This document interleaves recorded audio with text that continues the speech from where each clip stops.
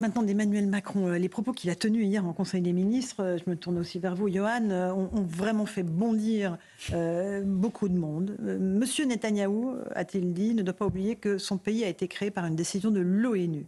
Évidemment, c'est des propos qui font que la tension entre Israël et la France est à son paroxysme. On fait le point avec Corentin Brio et je vous passe la parole ensuite. Je vous lirai la lettre d'Arnaud Klarsfeld, le fils des époux Klarsfeld, et elle est extrêmement dure.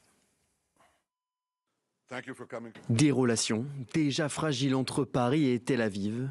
Et cette déclaration d'Emmanuel Macron à l'encontre de Benyamin Netanyahou en Conseil des ministres ne risque pas de réchauffer les esprits. Benyamin Netanyahou ne doit pas oublier que son pays a été créé par une décision de l'ONU. Et par conséquent, ce n'est pas le moment de s'affranchir des décisions de l'ONU. Le chef de l'État fait allusion au vote de novembre 1947 par l'Assemblée générale des Nations unies du plan de partage de la Palestine en un État juif et un État arabe. Le Premier ministre israélien n'a pas tardé à lui répondre via un communiqué.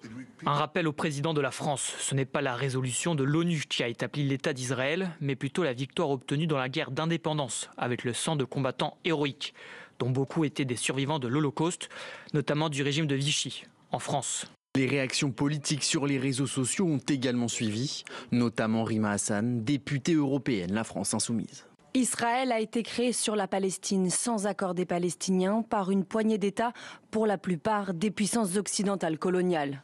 Julien Audoul, député du Rassemblement national, a également réagi, s'opposant aux propos du président. Il y a 3000 ans, les rois David et Salomon n'ont jamais reçu de mandat de l'ONU pour régner sur Israël. Par ailleurs, Emmanuel Macron ne devrait pas oublier que ce sont les pays arabes qui n'ont jamais accepté cette décision de l'ONU, attaquant l'État juif dès 1948. Une déclaration polémique qui ne risque pas d'améliorer les relations déjà tendues entre la France et Israël.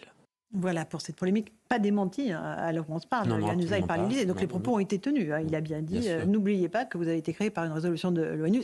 Benjamin Netanyahou a dit non, c'est en 48. Non mais il y a pire que ça. Alors, André Valigny. En creux, ce que ça peut vouloir dire, moi je suis éberlué, horrifié, consterné par cette déclaration, parce qu'en creux, ça peut vouloir dire Israël peut demain être supprimé, entre guillemets, par l'ONU.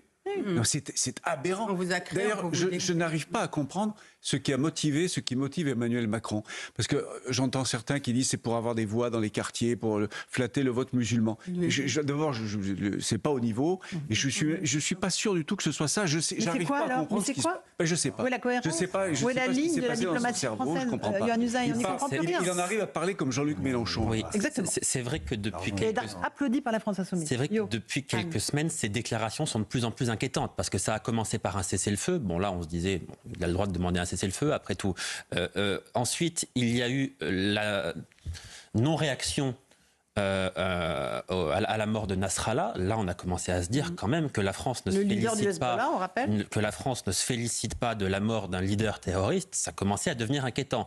Ensuite, il a dit qu'il ne fallait plus vendre d'armes à Israël. Donc Israël n'avait plus le droit de se défendre. Et maintenant, on arrive à cette déclaration. Donc il est vrai que ça interroge. Alors l'une des explications qu'on entend effectivement, c'est celle-ci. Il fait concurrence à Mélenchon. J'ai un peu de mal à le croire parce que quand même, de la part d'un président de la République, ça serait tellement grave. Ou alors, on peut se dire finalement, l'international, la diplomatie, c'est le dernier joujou qu'il a entre ses mains.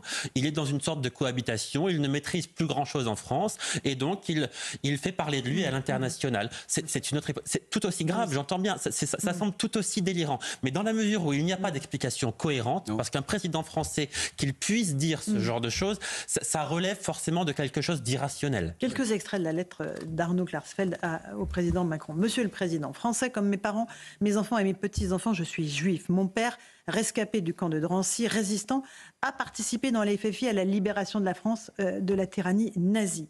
Dans l'isoloir, je vous ai élu. Lorsque vous avez refusé de participer à la manifestation contre l'antisémitisme, vous m'avez déçu. Lorsqu'à l'ONU, vous avez voté des résolutions honteuses émanant de régimes totalitaires pour condamner la seule démocratie du Moyen-Orient, vous m'avez perdu. Et la fin, l'histoire ne retiendra de votre présidence que le passage d'une girouette aveugle qui s'oriente en fonction du vent pour plaire au plus grand nombre et finalement déplaire à tout le monde. C'est sans appel, Éric Revel. Oui, c'est sans appel. La lettre est très bien écrite parce qu'il passe de « j'ai voté pour vous » à la déception et puis même il y a des mots qui sont encore plus forts. J'ai trouvé des trahisons. Dans cette lettre. Vous manipulez l'opinion. Alors, c'est vrai qu'on a du mal à comprendre l'attitude du président de la République. André Valigny a raison. Je l'avais pas vu comme ça, mais vous avez tout à fait raison. C'est que en creux, si le président de la République part du principe que l'ONU, alors que évidemment c'est le sang des Israéliens quand même qui a créé Israël, a créé Israël, alors l'ONU pourrait très bien d'un trait de plume. Mais enfin, il est président de la République. Mais il y a une errance diplomatique des quinquennats, pardonnez-moi, d'Emmanuel Macron qui est totale, que ce soit sur l'Afrique. Souvenez-vous au début du conflit avec l'Ukraine, où il met en scène sa propre discussion avec Vladimir Poutine. On voit ça sur les réseaux sociaux. Il est président de la République. On a l'impression qu'il est lui-même subjugué par le statut qui est le sien. Le bilan diplomatique d'Emmanuel Macron et pas que sur Israël, à mon sens, est l'un des plus catastrophiques. Dernier mot là-dessus, Naïma. Non, je voudrais rajouter parce qu'on a tendance à dire aussi que c'est des juifs occidentaux qui ont été libérés, notamment ce qu'on appelait avant la Palestine. Mais il y avait des juifs, et ces juifs qui se sont battus contre les Britanniques pour justement avoir leur indépendance, et ça on oublie de le dire. Bon,